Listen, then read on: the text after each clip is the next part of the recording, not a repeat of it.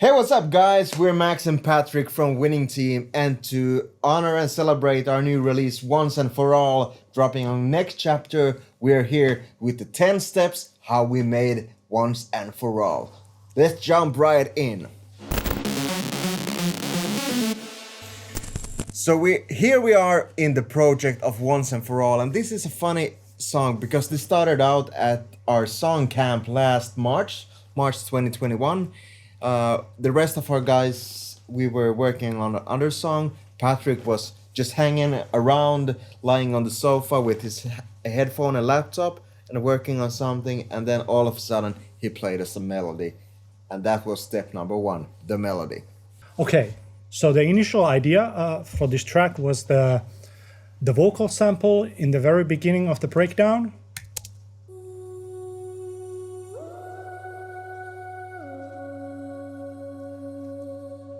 So yeah, I was just playing around in Contact instrument with a hymn melody voice, and I came up with this melody.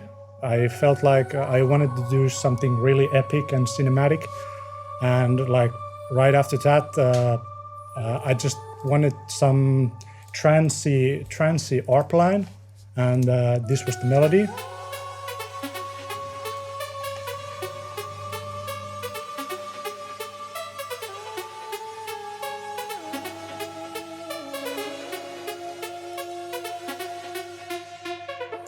Yeah, so soon enough that became like the core idea of the whole track.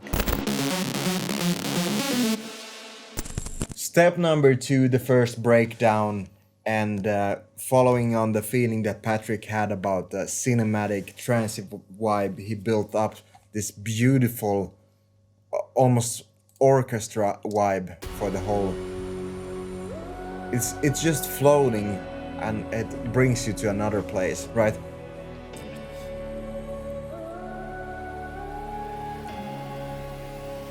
And then comes in the synths.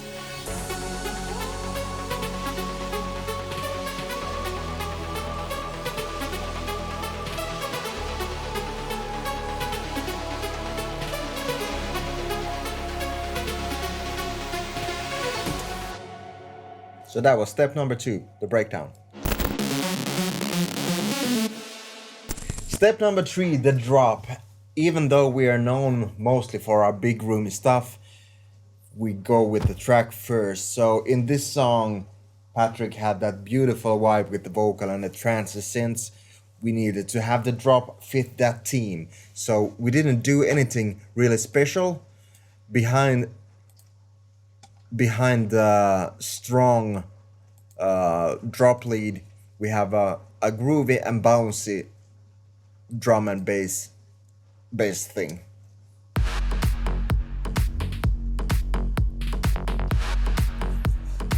Just like this sounds kind of, empty, but immediately when you put the drop lead on it, it's totally different.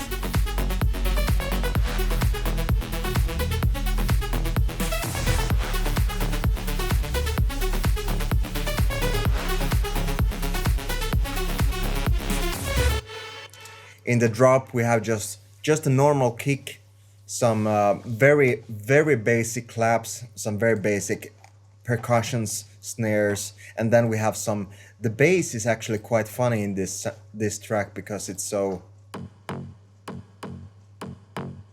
almost psy-like. Yeah, and I think in this particular track, this like the groovy style of all the bass hits, and also the sub bass changing between octaves, that's like one of the core foundations in this drop, groovy wise.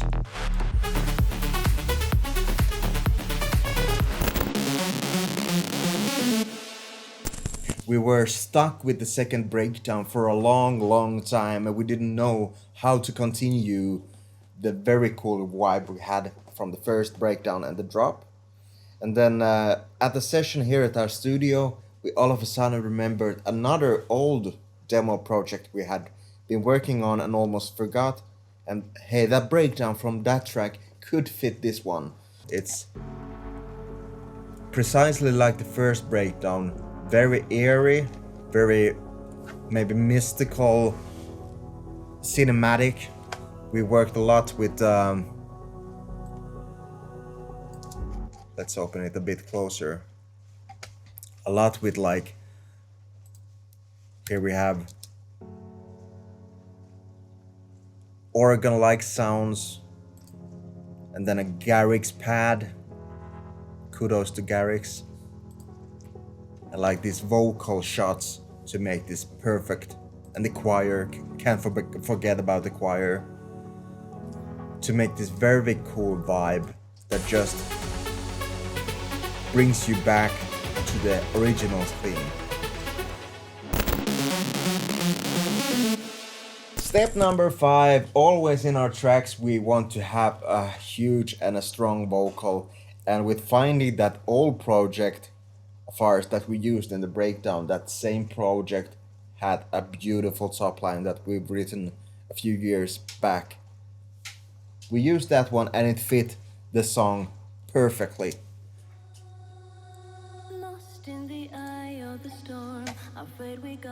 On the vocals we have the beautifully voiced and very talented friend of ours, Evelina Määttä. She did the vocal back at our old studio 3 years ago and came back to do some doubles and some very basic harmonies that fit this track perfectly. Yeah. And also at this stage we actually, Evelina resung the vocal hymn line from the first breakdown. Yep. That was originally from Contact.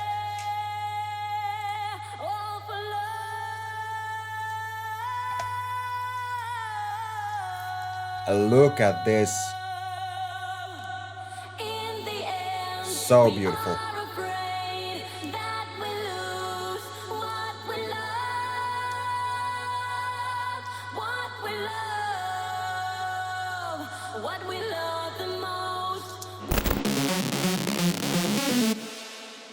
Because we work in big room and festivals, we needed the second drop to be big and huge, so we needed to grow on that. Yeah, exactly. Actually, in this track, there was not much added, just some basic. I think there's additional. Yeah, there's an additional drop synth, which is like just in the root key on the first part, and after halfway through the second drop, it starts to rise, along with another riser that we have on the effects section. So they rise together, which kind of makes it feel like the whole track is lifting. So usually we do these projects. We start with a breakdown or a drop idea, and we usually finish the intro and outro last. Yep. And maybe a good tip for some people who struggle, like how they should do it. Do they do 2 different projects, or how they should approach the making of intro and outro, and also like a radio edit for Spotify? The way we do it is we do it all in the same project. So if we need to change something, like maybe in the mix down volume of the lead or something, then it's going to apply to both, like the extended mix and also the radio edit at the same time. I think in every track, it's really important that you properly gain stage the project and all the channels before you like go into the mix down and mastering process. So, for example, you need to make sure that all your channels and also the groups together, when you sum up, for example, drop leads, that they're not going to clip or distort, and you have also like enough headroom in the like end mix down before the mastering process. As you can see here, our master bus, without all the mastering on, you can see we're clipping at -9, which gives us a good sound quality for the track and some headroom for the mixing and mastering process. We usually, when we've locked up all the production decisions we do, we head to the mixing process and decide that after this we're not going to do huge changes in the song, in the sounds, but focus on the mixing. And our mixing god is Patrick here. He does all the magic. I think there's a like mixing in general. The basic idea is just to like give enough room for every instrument you have in there, but still like fill up the frequency spectrum. And when you do like the mixing properly, you're gonna do yourself a huge favor in the mastering process. So you're gonna be able to get the track a lot louder, Yep. for one, and also like a lot cleaner. And for the third reason, you don't have to do so much processing on the master channel if the mix is already like you know Yeah. on point. For example, a little tip we did here is in the second breakdown, when like there's a lot of cinematic stuff coming in and we add these like huge cinematic drums that have a lot of low end. But already we have there like a choir and a piano and some pads that have a lot of low frequency in it. And we add like a stadium kind of kick. And to tackle this issue, we used sidechain compression, like multi-band sidechain compression, just to reduce the low end of the break instruments. Yeah. So in the end product, when you like push it to the max with the limiting in the mastering process, it's gonna help a lot for the kick to come out a lot stronger. Yeah. It's gonna reduce all the mud. So here we are back at step number 10, the mastering process. A good tip that we do for tracks that are big sonic wise and need a lot of room is to bounce out stems from the original project so that we can give all the power of the CPU and all the focus on the mastering. So here we are in the master project that Patrick did for Once and For All. So in the mastering stage, well, the benefit of bouncing out the stems is that you still have like a little bit of the room to wiggle and also like do some post-processing if you need to do some EQ or something else. But actually in this track, the mix down went so well already, so we didn't have to do actually a lot. There's only I think some kind of EQ in the effects channel, which was small. automated in some situation where there's like a too loud sub drop. I think that was it. Yeah, When we go to the outro, we maybe accidentally had 2 impacts or something that, and the low end was too high like for that. And yeah. But for the master chain, it's just like an ozone imager that widens up the higher frequencies, right? We really like this plugin because you can do it in a multiband mode. So you can like keep the low end untouched because you mostly want it mono. Yeah. And you can like spread out proportionally the higher you go. Yeah. And well, that's what we usually do and works for us. And then some basic glue compressing. Yeah, and yeah, this is pretty standard for us. We don't do much. I think it's reducing less than 4 dB. Yeah. So nothing really fancy there. It just pushes everything together to a nice glued cake. Yeah. Then some EQing. Yeah, really standard here. We're just cutting out like the really high and really low.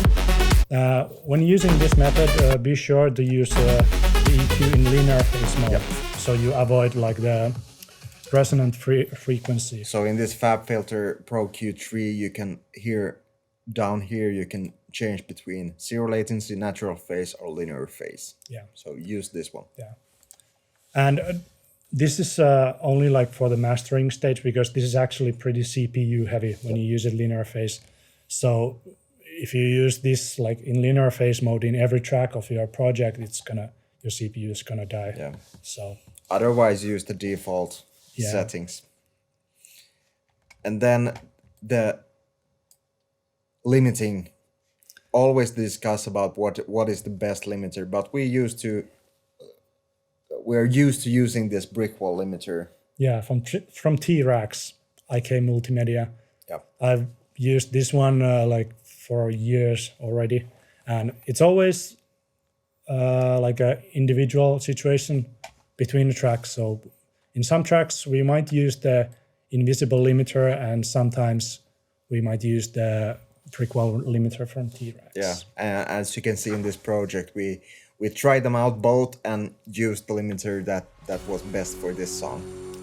And that's it for the 10 steps how we made Once and For All. Thanks for watching. Hope you picked up something useful to use in your own productions, and until next time. See you! Bye.